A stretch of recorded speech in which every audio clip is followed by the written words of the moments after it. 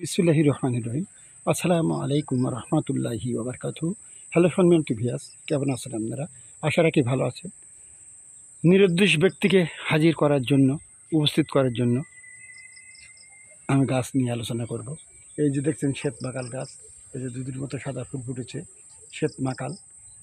এই শ্বেত মাকাল আর রাহু চণ্ডাল গাছের 2 ইঞ্চি শিকড় শনিবার অথবা মঙ্গলবার, অমাবস্যা পূর্ণিমা, যে কোনো সময়, যে কোনো অমাবস্যা পূর্ণিমা, শনিবার মঙ্গলবার গ্রহণকালে সংগ্রহ করবেন এবং ওই ব্যক্তির নাম এবং পিতার নাম উচ্চারণ করে, মহিলা হইলে মাতার নাম উচ্চারণ করে ভারী পাথরের নিচে চাপা দিয়ে রাখবেন।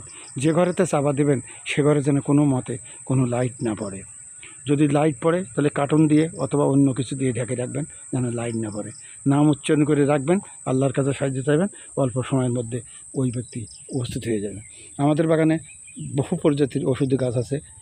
শ্বেত অপরাজিতা, নীল অপরাজিতা, রাহু চণ্ডাল, কুমারী লতা, শ্বেত মাকাল, লাল মাকাল, শ্বেত লজ্জাবতী, লাল লজ্জাবতী, অশ্বগন্ধা, জাতি ফুল, বামুনাঠি, তুরুপ চান্ডাল, রাহু চান্ডাল, শ্বেত পলাশ, লাল পলাশ, গুয়ে পাওলা, রক্তচিতা,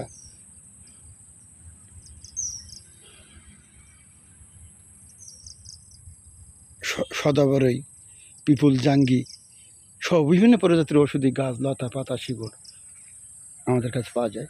আমরা কুরিয়ার সার্ভিসের মাধ্যমে যে কোনো স্তরে পৌঁছে থাকি এবং গাছের মাধ্যমে বিভিন্ন রকমের আমরা তদবির করে থাকি, চিকিৎসা করে থাকি। আমাদের বাগানের নাম মেডিসিনাল গার্ডেন।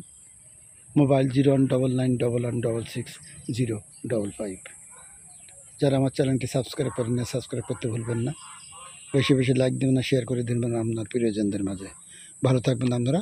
আসসালামু আলাইকুম ওয়া রাহমাতুল্লাহি ওয়া বারাকাতুহু।